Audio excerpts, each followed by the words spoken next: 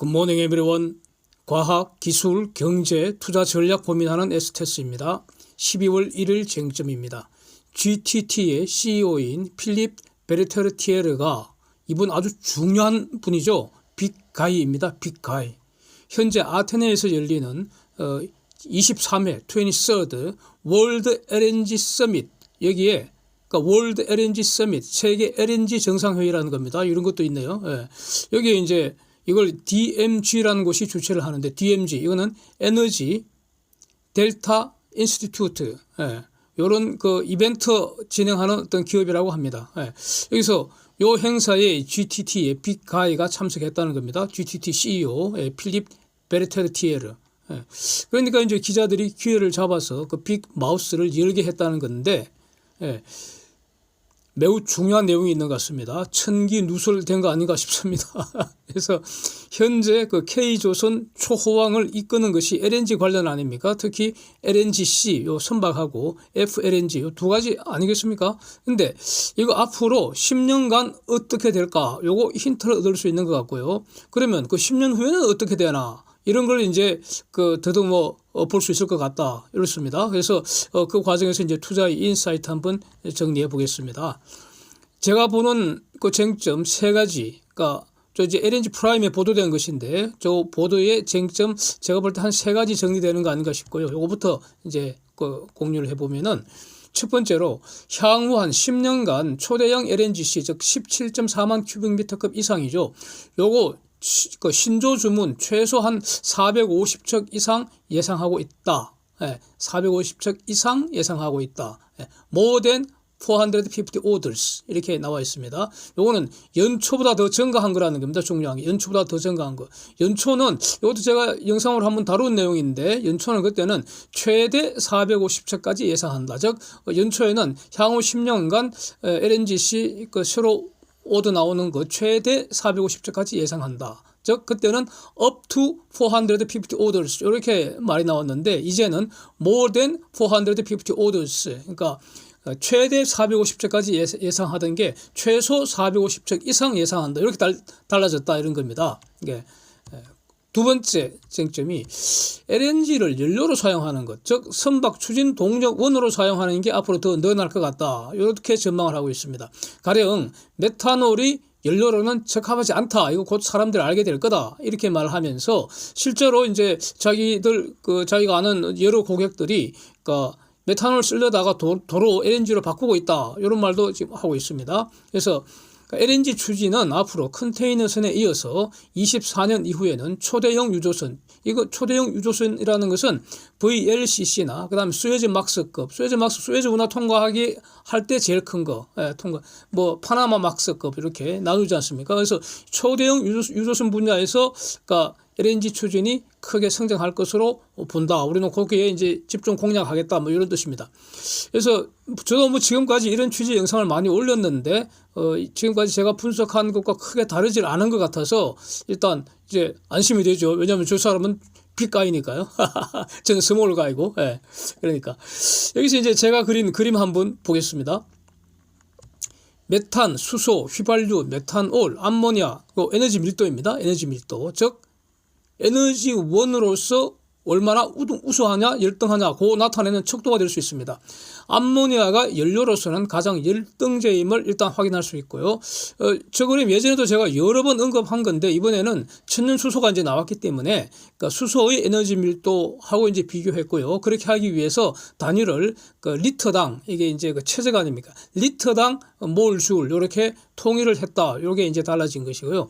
이제 저기서 메탄올도 본질은 제가 탄화수소입니다. 즉 저거 태우면 탄화수소, 메탄올에도 탄소가 포함되어 있기 때문에 저거 태우면 당연히 CO2 배출합니다. 그러니까 저는 기본적으로 메탄올 추진할 바에야 그냥 메탄 추진, 즉 LNG 추진하는 게 현명하다, 저는 여전히 이렇게 정리를 하고 있습니다. 세 번째 쟁점, 지금 저 GTT라는 저 기업이, 예? LNG 산업의 핵심 중의 핵심이 바로 그 멤브레인 화물청 아닙니까? 그 분야 지구를 제패한 독점 기업이죠. 그 과정에서 일본이 패퇴한 거 아닙니까? 예, 요즘 그 아주 늙은 노후한 그런 그 고물 LNGC 배를 보면은 노후 LNG 시배는 과거에 제2조선 전성기 때 일본이 만든 건데, 일본 조선소에서 다 만든 건데, 그 화물창이 공처럼 동그랗게 생긴 건 그겁니다. 예. 그거 이제, 초기에는 그걸 놓고 GTT하고 그 제2조선이 일본이 경쟁을 하다가 일본이 경쟁에서 진 거죠. 그래서 이제 GTT가 제패한 거 아닙니까? 그래서 한마디로 GTT가 멤브레인 화물창으로 일본을 침몰시킬 때 K조선은 GTT하고 동맹을 맺은 거 아닙니까? 그래서 같이 그러니까 K조선이 제2조선을 침몰시켜버린 거 아닙니까? 예. 그래서 이제 이런 상황에서 기자가 아주 질문을 했다는 겁니다. 미래에도 당신 경쟁자가 있을 것 같으냐? 뭐 이런 내용입니다. 예. 그러니까 요 답변이 아주 인상적입니다. 경쟁은 지금도 있다는 거죠. 경쟁은 지금도 있다. 그래서 경쟁자들 때문에 너무너무 고맙다는 거죠. 경쟁자들 때문에 우리가 긴장하고 깨어서 상상하고 혁신한다. 이런 말을 했습니다. I'd like to thank our competitors because it keeps us all the time awake, imaginative and innovative. 이렇게 말을 했습니다. 그래서 프로는 경쟁을 즐기고 배팅을 즐기는 것 같습니다.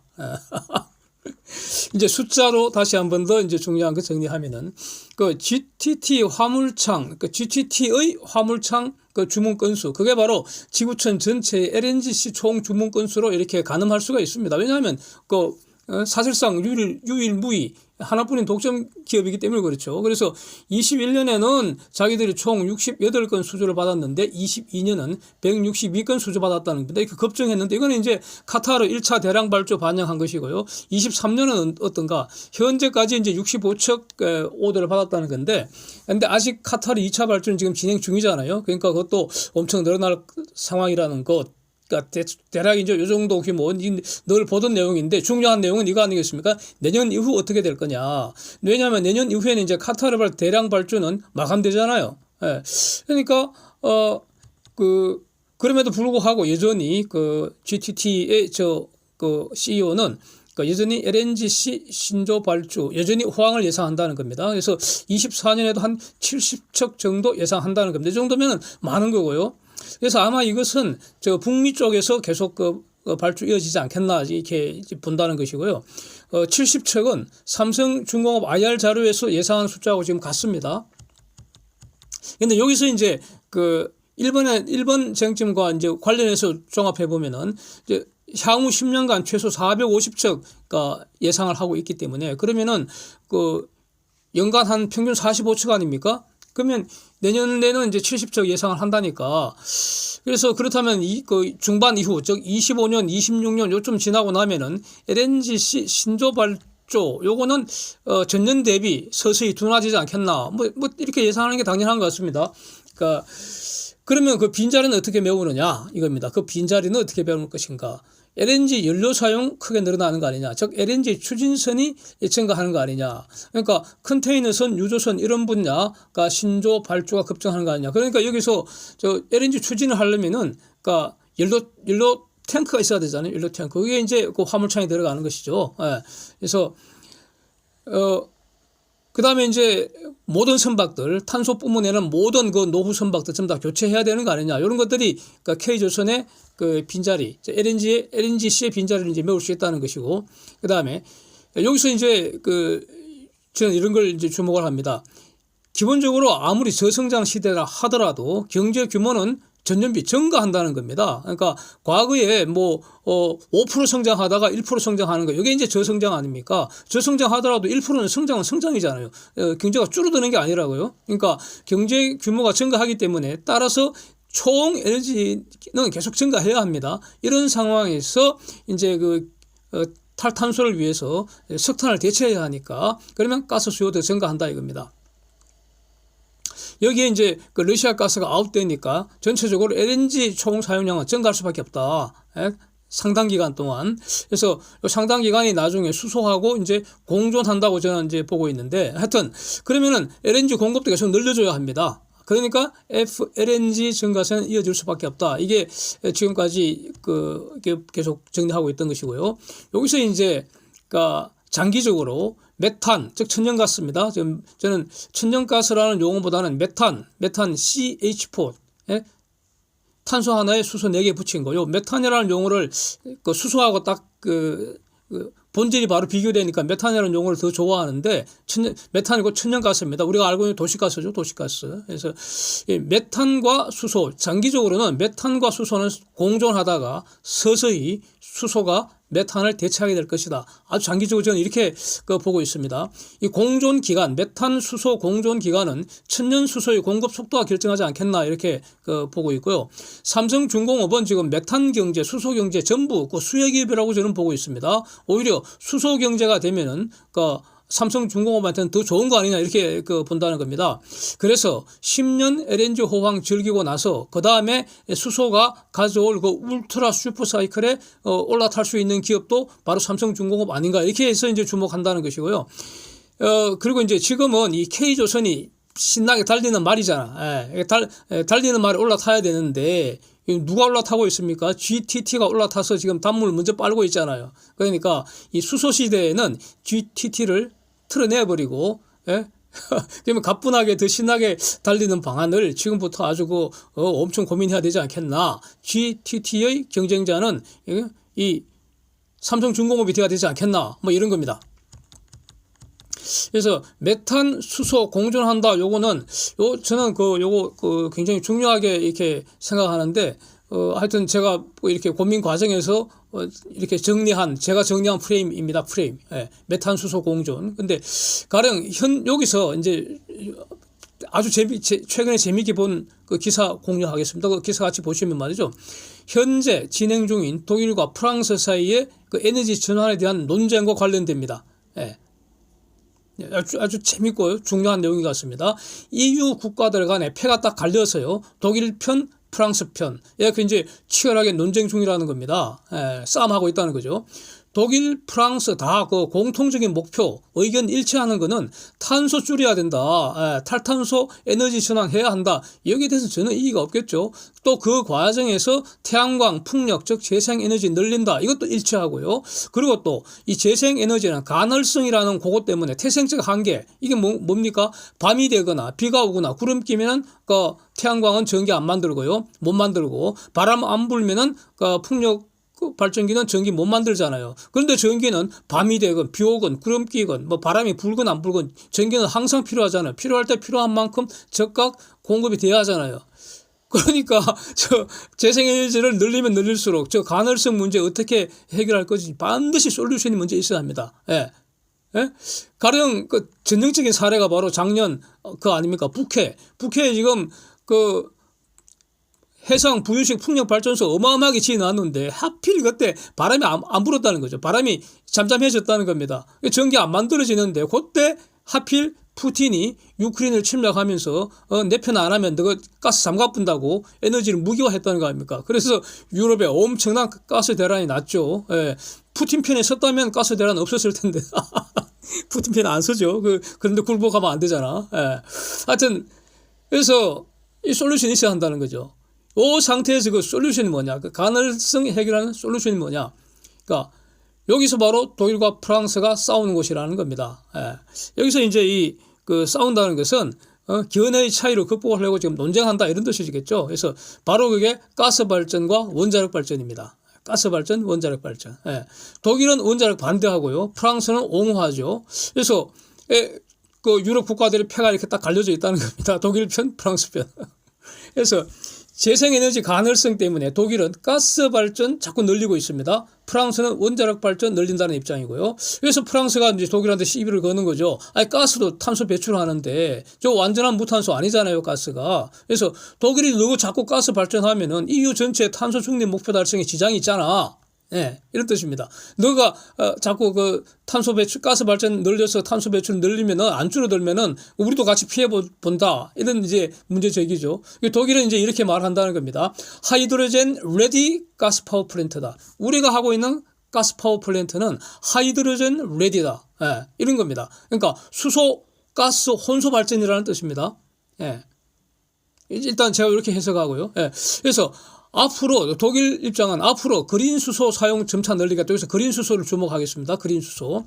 이거 안 된다는 겁니다. 그린 수소는. 그래서 그린 수소 사용 점차 늘려서 궁극으로는 수소 발전으로 간다는 겁니다. 과도기라는 거죠.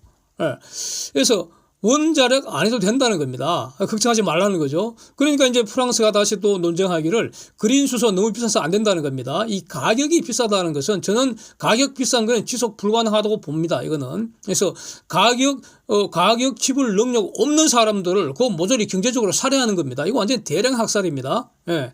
이건 뭐 지금 이스라엘 하마스 간 전쟁에서 사람 죽는 거하고는 비교가 안 됩니다. 그냥 수백만, 수천만 대량 학살도 가능한 시나리오가 이 가격 올리는 겁니다. 그러니까 그린 수소는 너무 비싸서 그러니까 지속 불가능하다는 거죠. 그런데 바로 이런 논쟁을 종식시킬 수 있는 구세주 바로 천연수소 아닐까 생각됩니다. 여러 번 말씀드렸는데 현재 EU 시세 킬로그램당 그린 수소 5유로, 블루 수소 2.5유로, 천연수소 0.5유로라는 요 사실을 다시 기억하겠습니다. 네. 여기서 이제 중요한 거 가스 발전의 본질이 뭐냐 이겁니다. 또 가스 발전이 도대체 뭐냐? 메탄을 가스 터빈에서 태워갖고요. 그러면 터빈이 빙글빙글 돌아가잖아요. 그 운동 에너지라고 하잖아요. 회전 운동 에너지, 원 운동 에너지. 거기에 발전기 물려버리면 발전기도 같이 돌아가면서 전기 에너지로 변환되잖아요. 그러니까 그런데 여기서 본질은 가스 터빈은 기계 장치잖아. 기계 무쇠 덩어리. 예. 내연기관 엔진도 무쇠 덩어리 아닙니까? 그런데 저런 가스 터빈이 난 내연기관 그 엔진 속에는요 순수한 메탄만 태워야 한다 그런 거 없습니다. 예. 메탄에다가 가솔린, 중류, 수소 섞어서 태워도 된다는 겁니다. 아무 문제 없습니다. 기본적으로 그렇습니다. 그래서 물론 이제 효율, 경제성 높이기 위해서 그 설계 구조를 미세하게 조절하고 최적 어떤 그 조합을 찾아내고 이런 건 있습니다. 예. 그래서 이게 바로 수소 혼소 발전의 개념입니다.